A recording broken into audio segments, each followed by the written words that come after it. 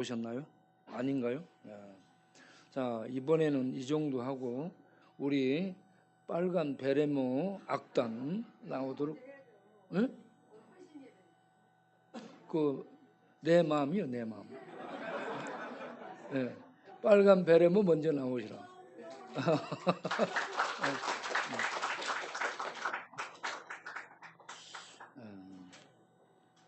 우리 노하나 선교사님 팀, 네, 반갑습니다.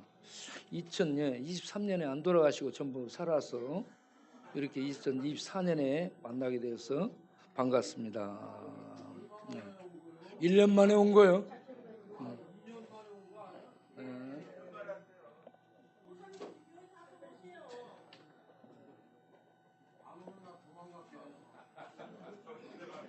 크리스마스 날 선물도 못 드리고 그래서 목사님 선물하고 오신 성도분들 다 가실 때 양말 선물 준비해 가져왔어요.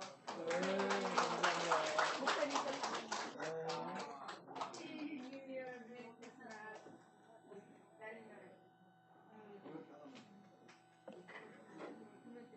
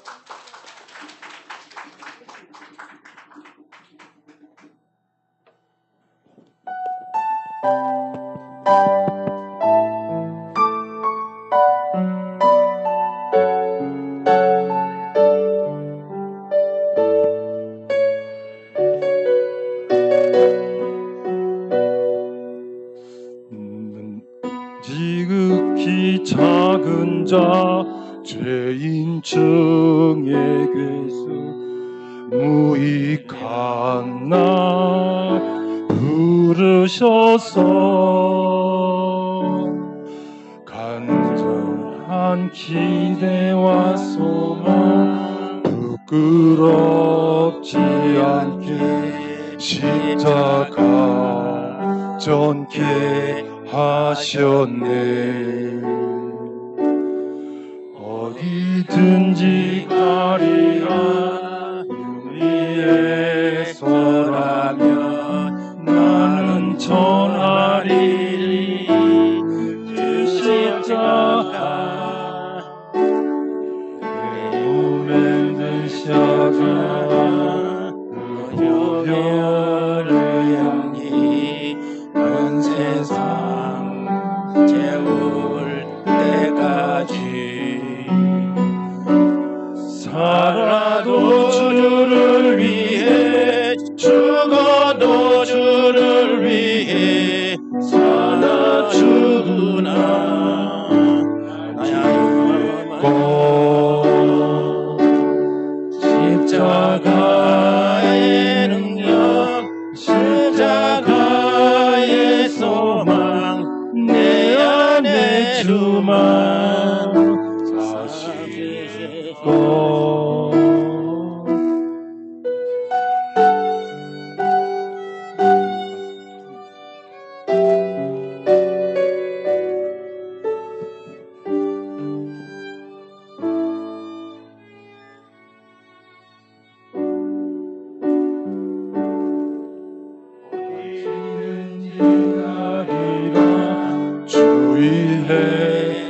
주일에서라면 나는 전하리 그 십자가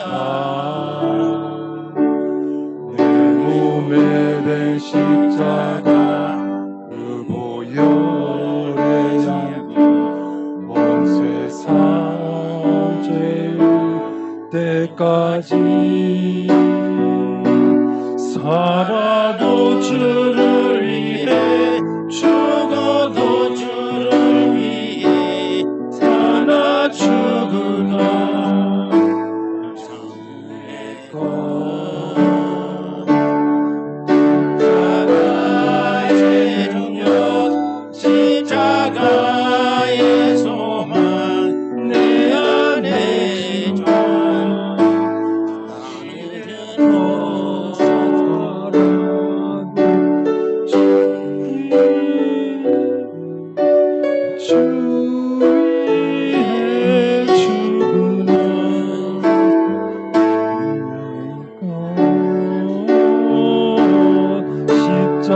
십자가의 능력 십자가의 소망 내 안에 주만 사시는 것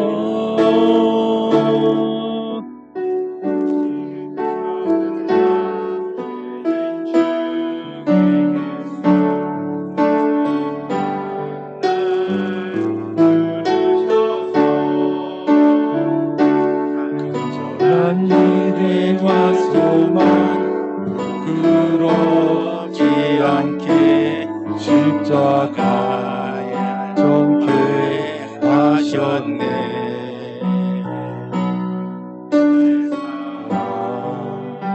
나의 십자가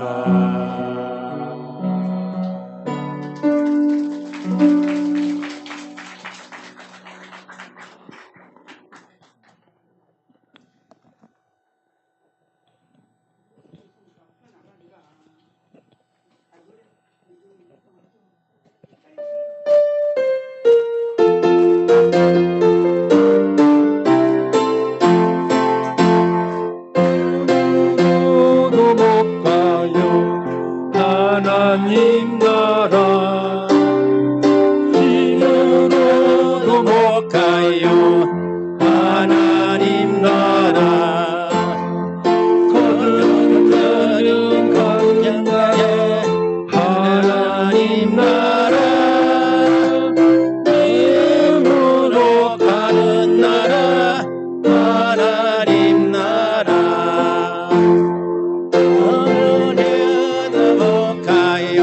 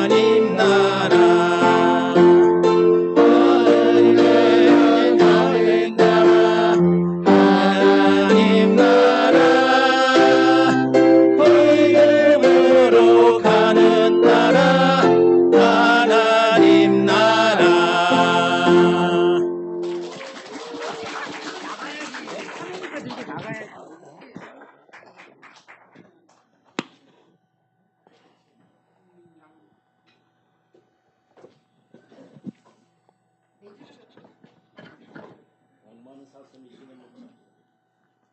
줄을 깎아야지. 네 줄을 안 보고 해요. 그냥 네 줄을 깎아야.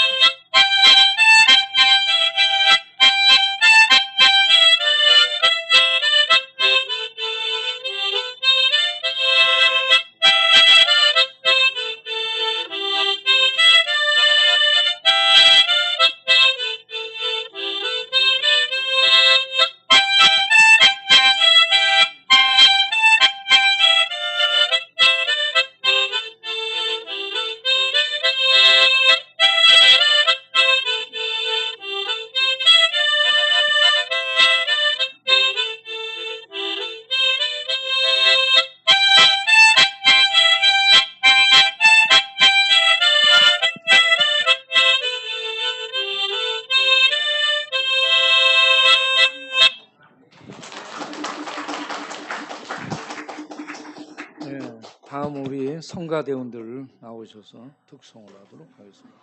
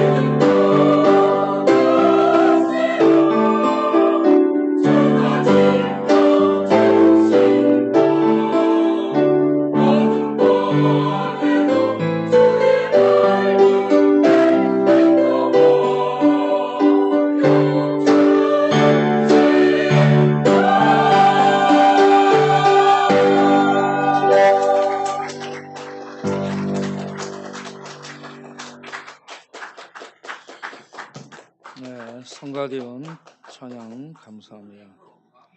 이제 우리 신영 목사님 나오셔서 찬미의 제사라는 제목으로 말씀을 전하시겠습니다. 우리 신영 목사님은 서울대 음대 나오시고 합동신학교에서 저들 같이 공부하고 그리고 제작교회를 개척해서 열심히 섬기고 있는 아주 훌륭한 목사님이시죠. 그런데 얼마 전에 이렇게 쓰러졌다고 그렇습니다. 그래서 좀 다른 데 나가지 않고 몸 관리를 하고 있었는데 우리 교회에서 초청을 해가지고 오늘 특별히 이렇게 밖에 나온 거예요. 네, 큰 박수. 목사님 모시겠어요? 그리고 목사님이 이렇게 설교를 해야 되는데 시간이 부족하니까 책을 가지고 왔어요. 이렇게 찬송에 대해서 책을 쓰셨는데 그 외에도 많은 책을 쓰셨어요. 이따가 필요하신 분들 가지고 와서 읽어보실 분들은 이렇게 좀 더 있으니까 드리도록 하겠어요.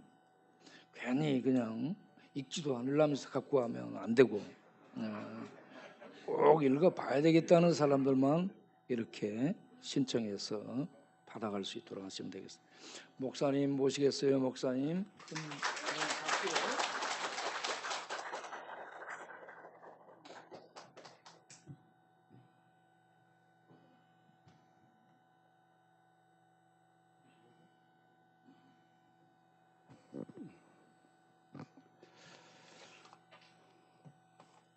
반갑습니다. 우리 임 목사님하고 신학교 다닐 때 30몇 년 전에 학교에서 만나서 이렇게 전도하러 다니시고 또 이 광야교회 개척하시고 그 주변에서 가까이 있으면서 소식만 많이 듣고 있었는데 또 방문할 수 있도록 기회를 주셔서 여러분 모두에게 또 하나님께 감사를 드립니다.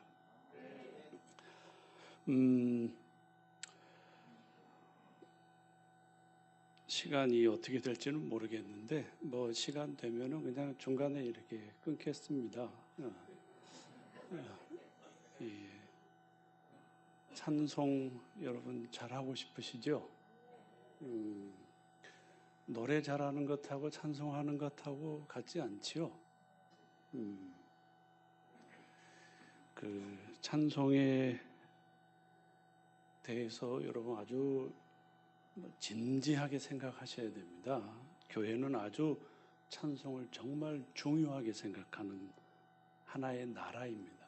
하나님의 집입니다.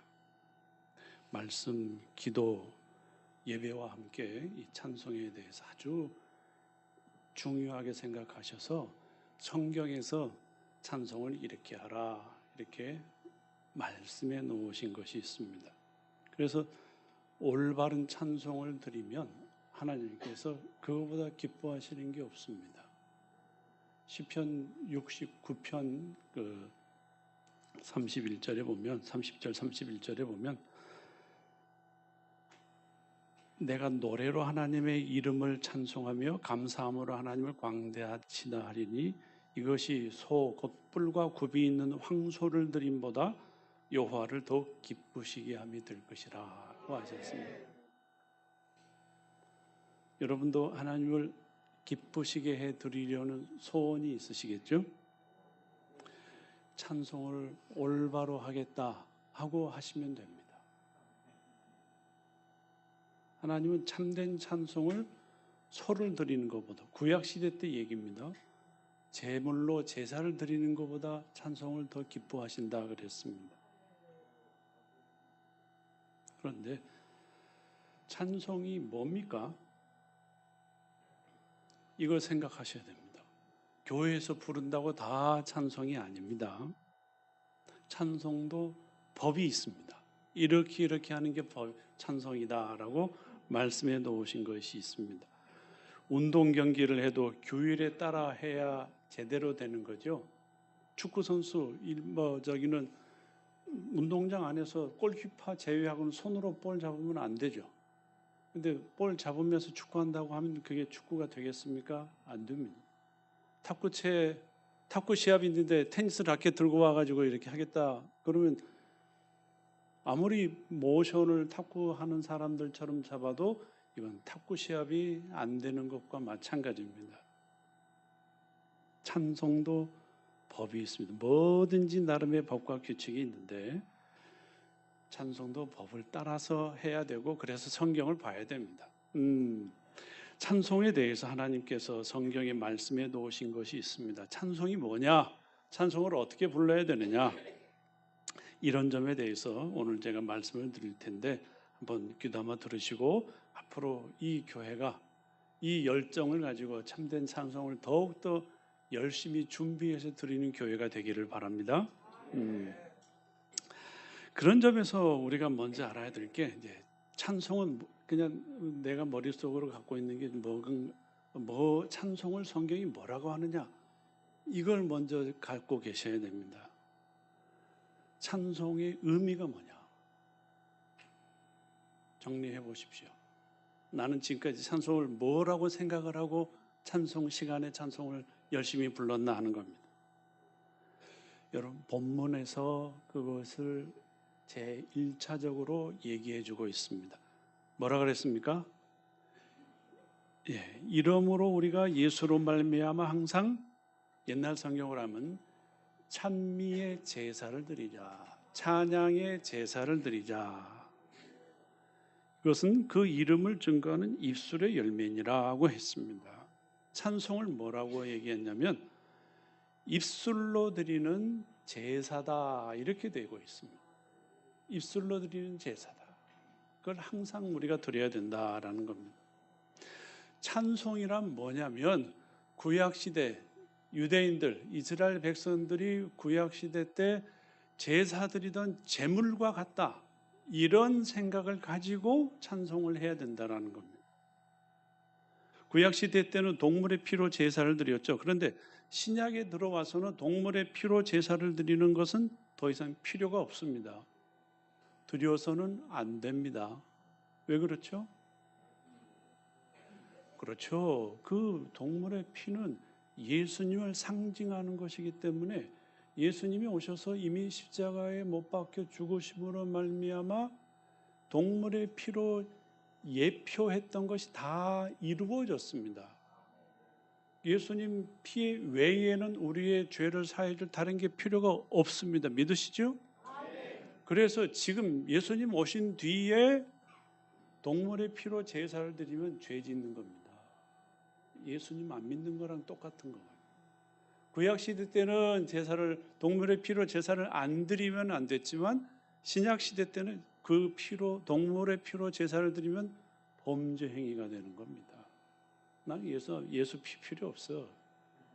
그래도 내 죄 용서받아 이렇게 말하는 거랑 똑같기 때문입니다. 그러면 우리는 제사를 안 드리느냐? 그렇지 않단 말입니다. 제사를 드립니다. 근데 어떻게 드리냐? 대신 드리는 게 있습니다. 찬양을 제대로 합니다.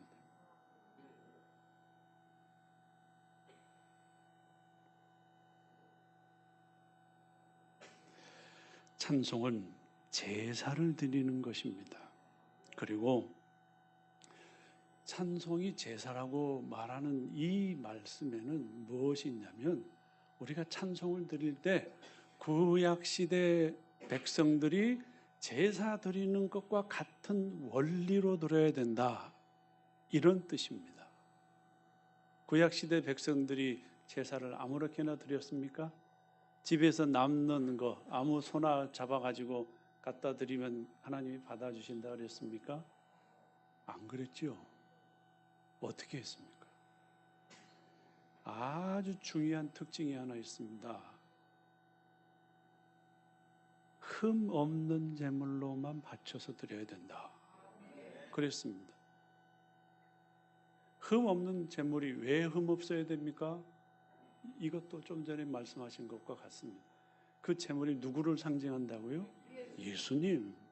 그러니까 예수님을 상징하기 때문에 이 점박이도 안 되고 병든 것도 안 되고 아픈 것도 안 되고 제일 흠 없는 걸 잡아서 드려라 라고 명령이 되어 있습니다. 예수님을 모시는 것이기 때문에 예수님을 가리키는 것이기 때문에 그렇습니다. 죄 없는 예수님이 십자가에 못 박혀 죽으심으로 우리 죄값을 대신 갚아주셨기 때문에 우리가 예수님을 믿으면 우리 죄가 깨끗하게 용서받는다는 것을 상징하는 것입니다. 그래서 구약 백성은 흠 없는 제물을 바쳐야 했듯이 이제 그 동물의 피로 제사를 안 드리고 찬양으로 제사를 드리는 우리는 이 찬송의 제물을 바칠 때도 찬송도 흠 없는 찬송을 드리려고 애써야 한다라는 것입니다. 아무렇게나 막 해서는 안 되고 이 원리를 따라서 흠 없는 찬송의 제물을 바치려 해야 된다라는 겁니다. 그것이 곧 입술로 드리는 찬양의 제사라는 말에 담긴 뜻입니다. 그렇다면 이제 우리가 고민을 좀 해봐야죠. 어떻게 해야 찬송이 흠이 없이 됩니까? 어떻게 해야 찬송이 흠 없이 됩니까? 이거 우리가 고민해서 될 일이 아닙니다. 성경이 그렇게 쓰여 있습니다. 그것도 가르쳐 준 데가 있습니다. 시편 33편 1절부터 3절 사이에 이 찬송을 어떻게 해야 된다라고 말씀해 주신 부분이 있습니다. 이걸 따라갈 때 우리는 우리가 할 수 있는 한에서 찬송을 흠 없이 드리는 제물로 바칠 수 있는 여지가 생기게 되는 겁니다. 시편 33편 1절부터 3절 성경 있으신 분들은 한번 찾아보시기 바랍니다. 이렇게 되어 있습니다. 너희 의인들아 여호와를 즐거워하라. 찬송은 정직한 자의 마땅히 할 바로다. 수금으로 여호와께 감사하고 열줄 비파로 찬송할지어다. 새 노래로 그를 노래하며 즐거운 소리로 공교히 연주할지어다. 이게 옛날 성경입니다. 지금은 아름답게 연주할지어다라고 되어 있는데 공교히라는 말이 원래 뜻입니다. 나중에 왜 그런지 좀 시간이 남으면 설명드리겠습니다. 여기서 중요하게 우리가 이제 꼽아야 될 몇 가지 흠 없는 찬송으로 가까이 가기 위한 중요한 네 가지 지침이 있습니다. 첫째는 가장 기본적인 것인데 찬송은 여호와께 드려야 된다라는 점입니다. 여호와께 드리는 게 찬송이다. 1절 말씀이 그걸 지적하고 있습니다. 너희 의인들아 여호와께 즐거운 소리로 노래하라. 그러니까 모든 게 다 여호와를 향해야 된다라는 겁니다. 하나님께 드린다는 게 무슨 말입니까?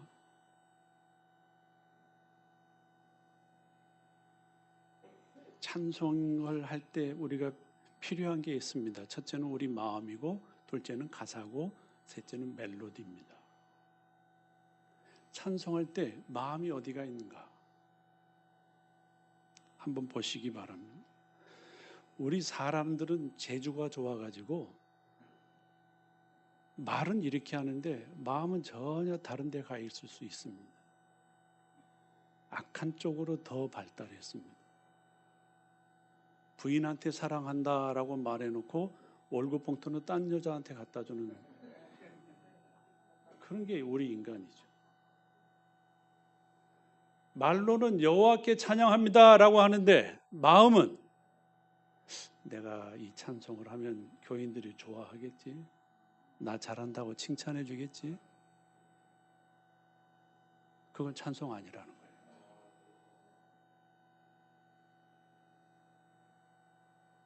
어떤 사람은 음악 자체에 취해 있기도 합니다. 음악이 좋아서 교회 나오는 사람도 있습니다. 딴 생각 가지고 있는 사람도 있습니다. 옛날에 지휘하던 한 그 학생이 하던 말이 생각납니다. 친구끼리 얘기하고 있는데 나 우리 교회에서 성가대 지휘하기 싫어 이렇게 얘기해요. 왜 그러냐 그랬더니 우리 목사님은 성가대 끝나고 나서 설교 시간 전에 성가대 잘했다고 칭찬 한마디 안 해줘.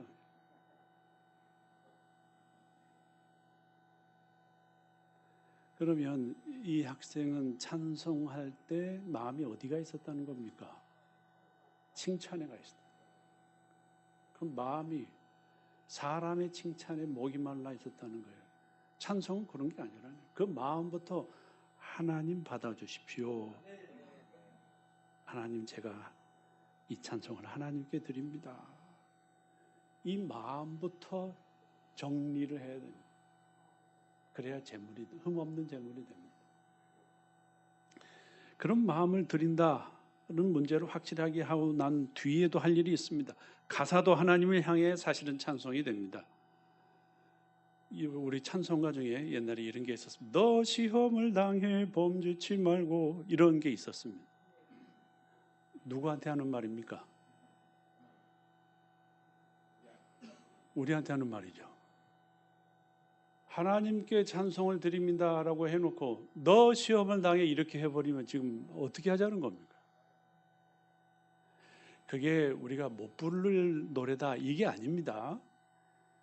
복음성가도 있고 우리 그 성도들의 위로를 주는 노래들도 많이 있고 그럽니다. 그런데 너 시험을 당해, 이것은 우리가 그냥 우리끼리 모여서 부를 수 있는 성가이긴 하지만 참된 찬송의 제문은 안 된다는 거예요. 왜요? 너라고 하면 사람한테 하는 얘기 아닙니까? 하나님께 드리는 것이 돼야 찬송의 제물이 되는 거예요. 제물은. 그러니까 하나님을 향해서 바치는 말씀, 가사가 있어야 된다라는 겁니다. 그걸 확인하셔야 됩니다. 그러니까 다른 때는 너 시험을 당해, 우리가 혼자서 부를 때는 얼마나 위로가 많이 될 수 있습니까? 근데 그건 혼자서 부르시고, 유행가 부르지 말고 그런 거 부르시고, 찬송이라고 할 때는 우리 하나님께 어떻게 우리 마음을 모아서 올려드릴 수 있는가, 이런 것들을 표현하는 가사도 골라서 드리는 게 맞다. 그게 찬양의 제물이 된다라는 것입니다. 곡조도 그렇습니다. 음악도 구별을 하셔야 됩니다. 하나님께 드린다는 목적에 맞게끔 경건성을 드러내는 것도 있고, 단지 사람들 스스로 감정을 추스리지 못해서 막 즐겁게 하는 그런 음악도 있습니다. 자리에 맞게 불러야 된다. 그러니까 하나님이 들으시기에 좋겠다, 내가 좋아하는 게 아니라, 이건 내가 아는 하나님이 이런 분이시니까, 이런 성품이니까, 이런 지위에 있으니까 우리가 할 수 있는 한 이런 것을 드리면 하나님이 기뻐하실 것이다. 이걸 고민한 뒤에 불러야 된다. 그게 흠없는 제물이라 하는 겁니다. 자리에 맞춰서 불러야 되고, 대상이 맞게 부르려는 고민해 보셨느냐 이거예요. 그거 해야 됩니다. 군대가 행진하려고 할 때 조곡, 장례식장에서 부르는 노래, 군악대가 연주한다면 다 두드려 맞을 것입니다. 그렇죠?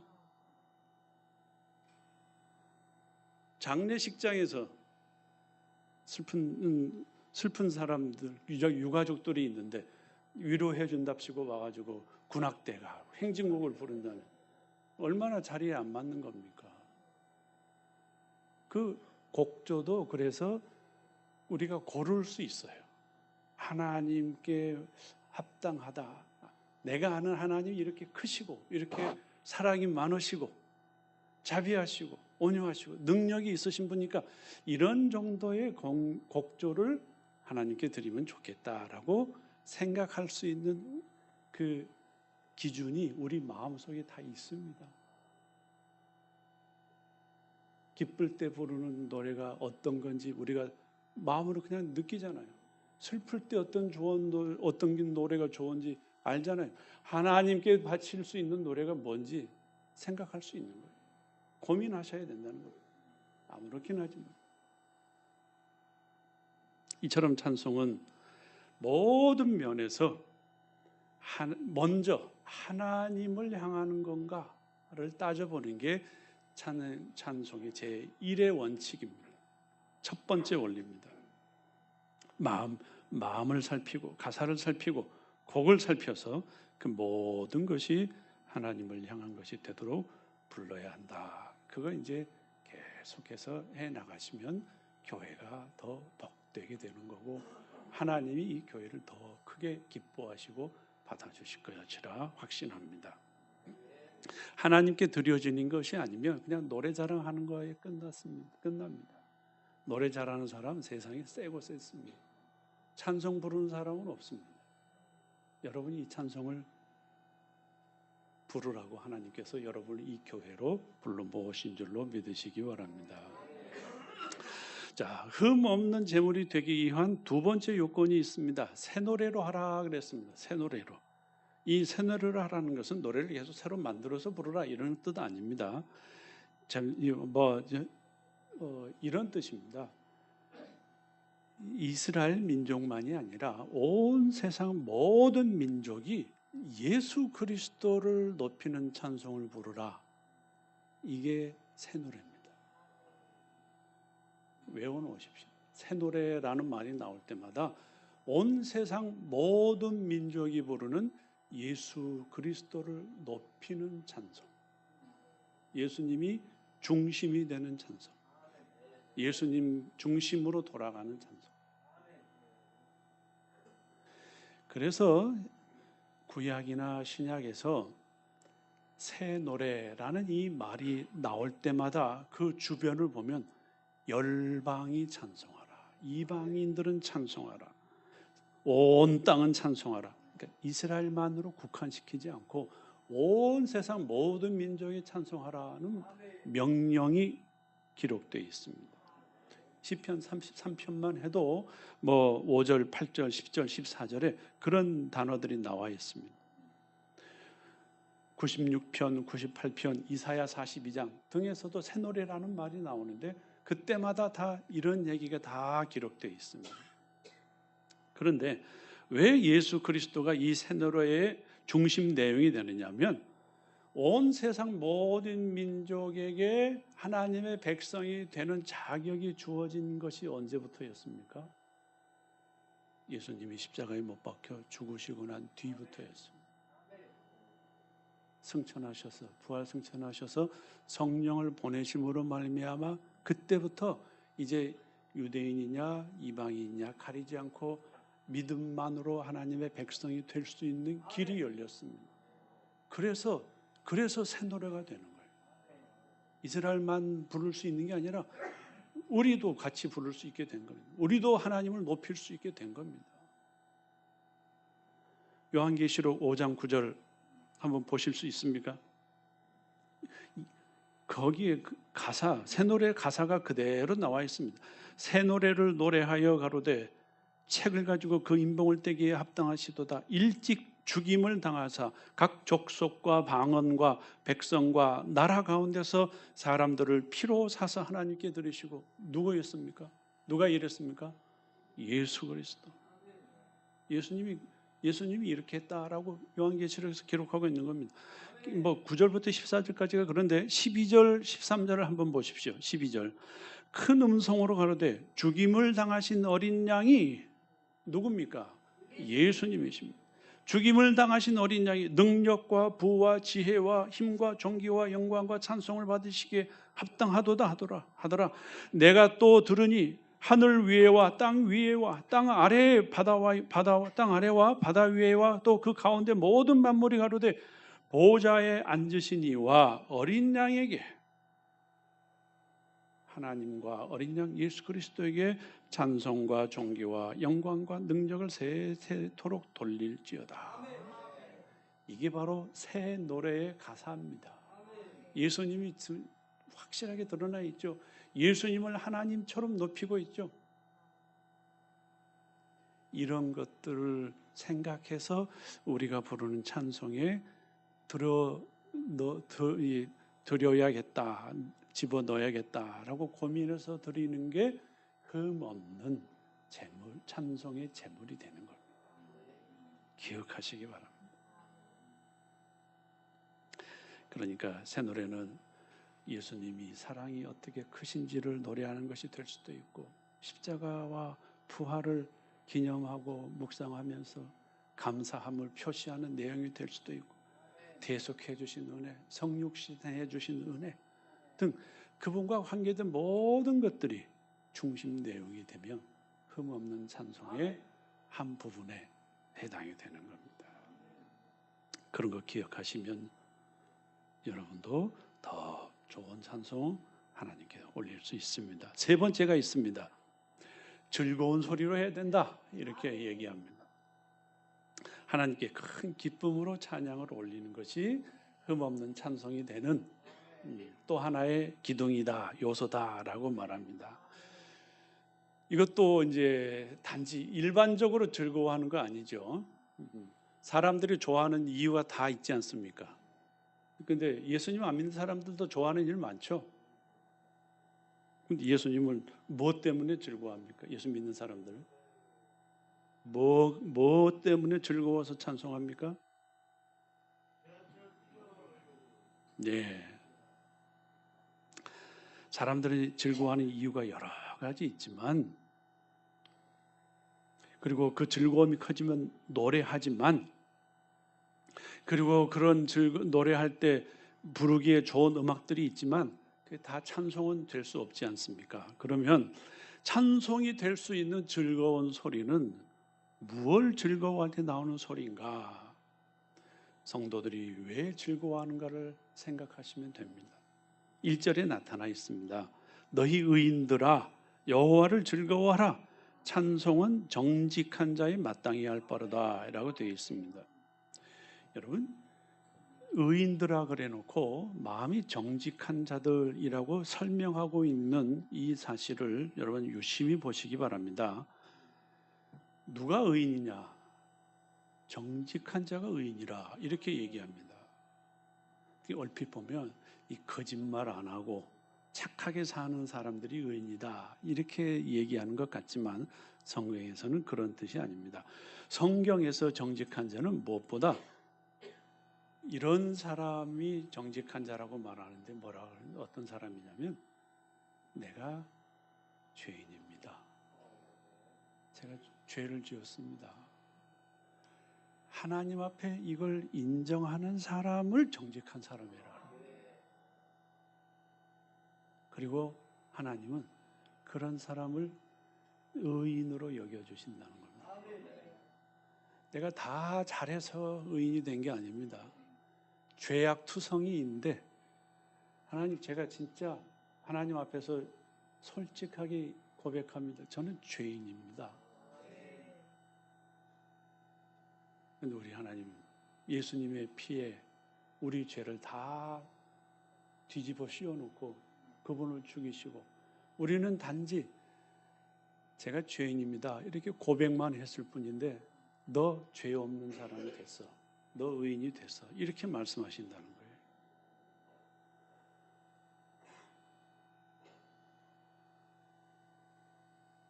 즐거운 소리는 그래서 자기 죄가 사함받았음을 아는 사람이 내는 마음의 기쁨의 소리입니다.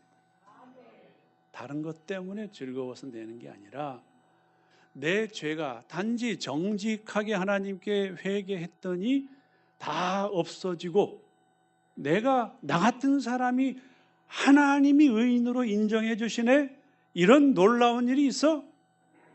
생각해 봐서 이게 나한테 어떤 다른 것보다 더 고맙고 감사하고 즐거운 일이 되었다라는 것을 아는 사람이 내는 마음의 소리, 그 즐거운 소리를 곁들여야 흠 없는 찬송의 제물이 된다라는 말씀입니다. 찬송할 때마다 내가 내 마음에서 그 즐거움으로, 다른 즐거움이 아니라 노래 잘한다는 칭찬 들어서가 아니라 사람이 많은데 앞에서 내가 했다라는 이런 것 때문에 좋아하는 게 아니라 내가 정직하게 고백했더니 죄를 사함받았구나, 그게 얼마나 큰 은혜인가, 세상에서 있을 수 없는 일이 나한테 일어났구나 하는 것을 생각하고 마음에 담아서 찬송에 담아서 하나님 받아주세요, 이 기쁨을 제가 하나님께 감사로 표현합니다, 이 찬송을 받아주세요 하는 것이 여러분 예배 때마다 찬송할 때마다 살펴봐야 될 틈없는 요건입니다. 그렇게 하시기 바랍니다. 이 즐거움이 아닌 다른 이유로 즐거워하는 것은 찬송이 아닙니다. 교회에서는 음악만 잘하는 것 아무 소용없습니다. 하나님께서 가증히 여기시는 일 중에 하나입니다.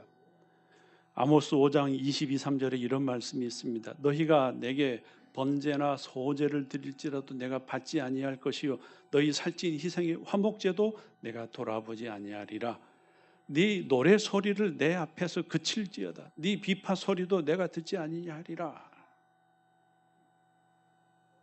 관심 없이 그냥 내 자랑하는 걸로, 내가 기뻐하는 걸로, 내가 좋아하는 걸로, 말씀에 대한 순종 없이, 하나님에 대한 관심 없이 그저 인간적인 즐거움과 자기 생각대로만 찬송이랍시고 하는 것은 하나님이 가증히 여기신다. 내 마당만 밟을 뿐이지 내가 받고 싶은 게 아니다. 이렇게 말씀하신 적도 있다고요. 옛날에. 그거 반복해서는 안 되지 않습니까? 그럼 우리 그들끼리의 종교 노름일 수밖에 없었습니다. 여러분, 노래 잘하는 사람 세상에 많다 그랬습니다. 교회는 찬송을 하는 사람들입니다. 그리고 진정한 찬송은 이런 즐거운 소리도 포함되어 있다. 이걸 넣어서 올리려고 해야 된다라는 겁니다. 마지막 네 번째로 공교히 연주하라고 합니다. 우리 개역 성경에는 아름답게 연주하라고 되어 있으나 공교히라는 말이 원래 히브리어 말씀에 더 맞습니다. 이 공교히라는 말은 어떤 일을 아주 적절하게 한다, 잘한다라는 뜻입니다. 어떤 능숙하게 숙련되게 하라라는 그런 뜻인데 단순히 노래 잘하라는 뜻이 아닙니다. 음악적으로 기술적으로 뛰어나 그거 하나님께 바치려면 열심히 노력해서 할 수 있는 다 최대로 잘하려고 해야죠. 근데 정말 중요한 것은 그런 거 잘하라는 게 아닙니다. 시편 96편 9절에서 어떻게 하는 게 잘하는 것인가 하는 것을 기록해 놓고 있습니다. 뭐라고 얘기하시냐면 아주 성경 구절도 빨리 찾아주시네요. 아름답고 거룩한 것으로 여호와께 예배할지어다 이렇게 되어 있습니다. 공교히라고 하는 말에 담긴 의미가 뭐냐면 아름다운 것도 있어야 되고 거룩한 것도 있어야 된다. 이걸 균형을 잘 맞추는 게 잘하는 것이고 공교히 하는 것이다.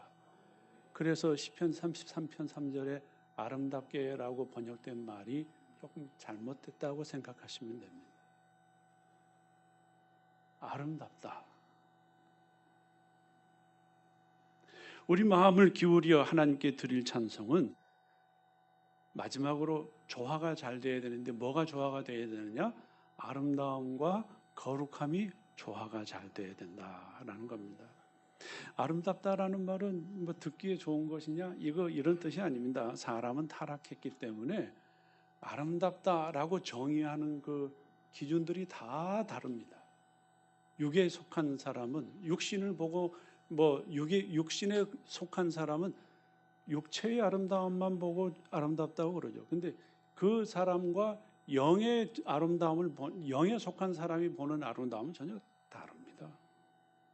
사람마다 이제 기준이 달라져 버렸죠.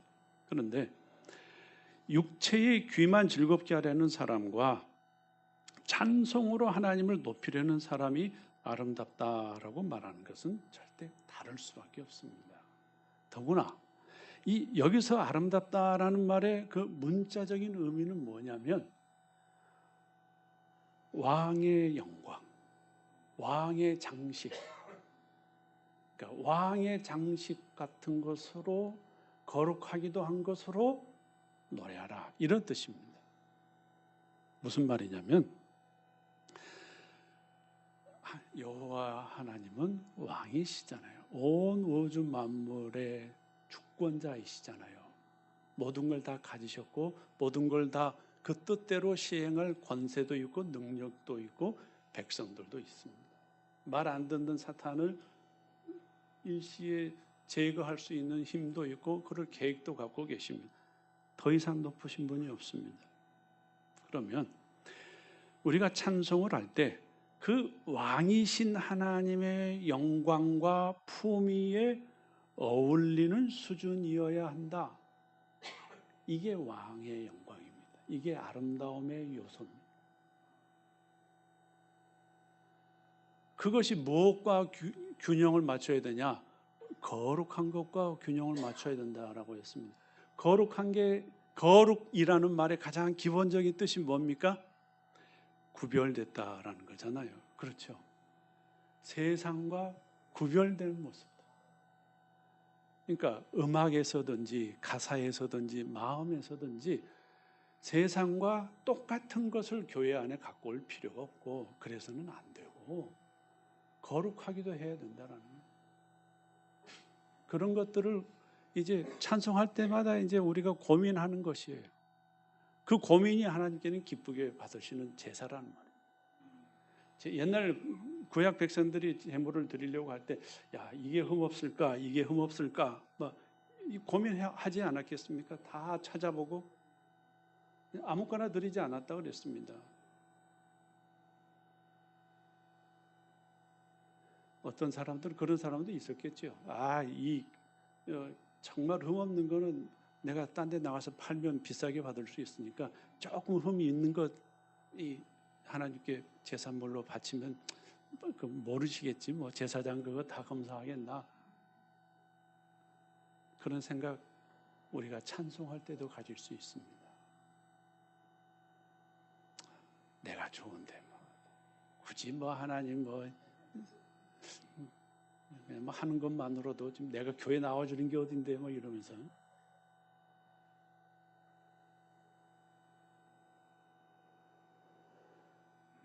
그렇지 않습니다. 하나님 우리는 다 마음으로 알고 있잖아요. 하나님은 마음까지 보신다는 거, 내 동기까지 다 보신다는 거. 세상 사람 아무도 몰라도 하나님은 내 마음까지 깊은 속까지 다 알고 계신다는 거. 그 왕의 영광을 생각하는 거예요. 왕의 수준. 하나님은 어떤 분이신가? 얼마나 품이 있으신가? 얼마나 높으신가? 얼마나 사랑이 많으신가?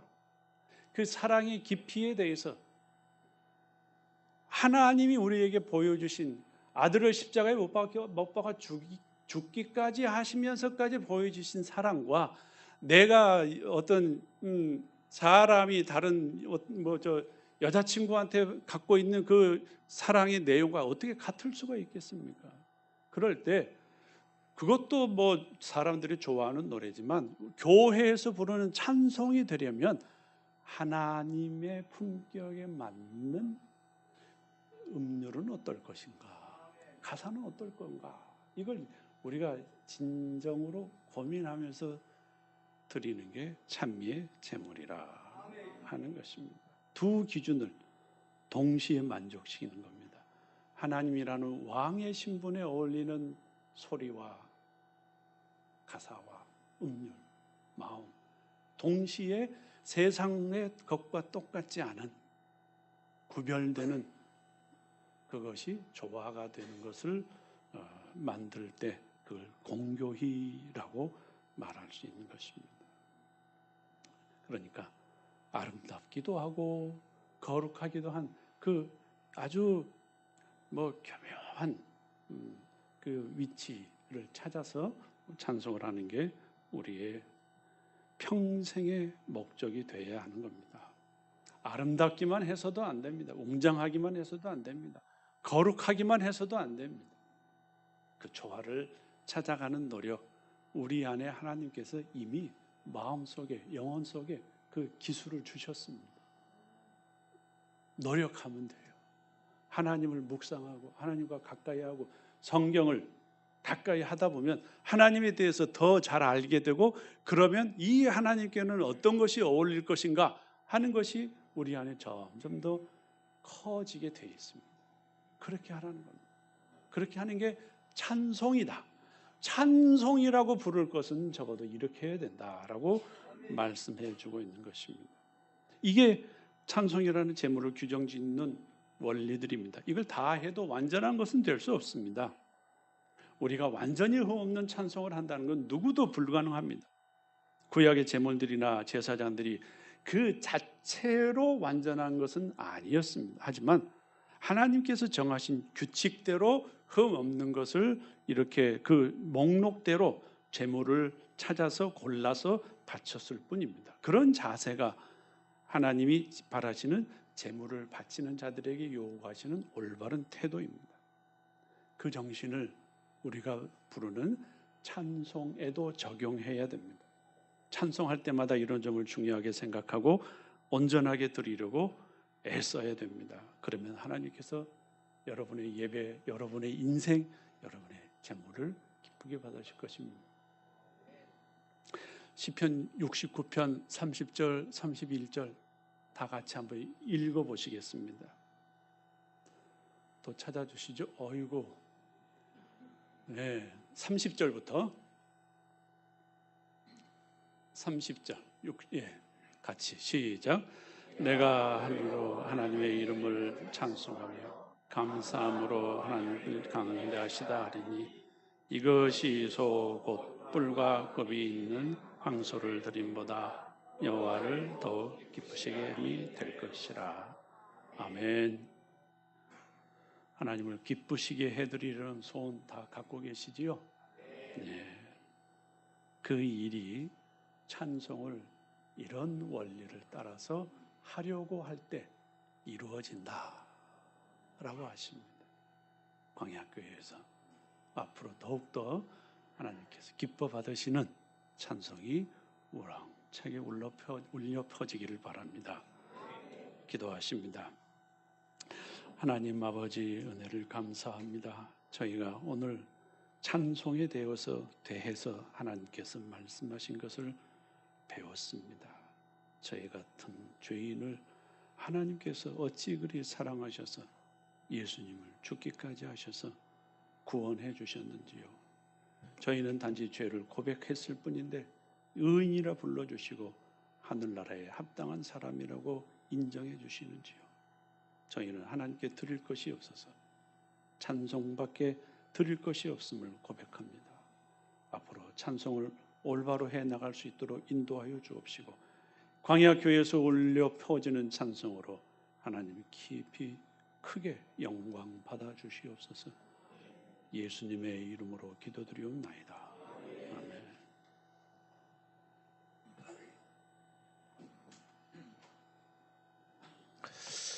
네, 오늘 저녁에 우리에게 은혜를 주신 하나님께 감사와 영광을 올려드립니다.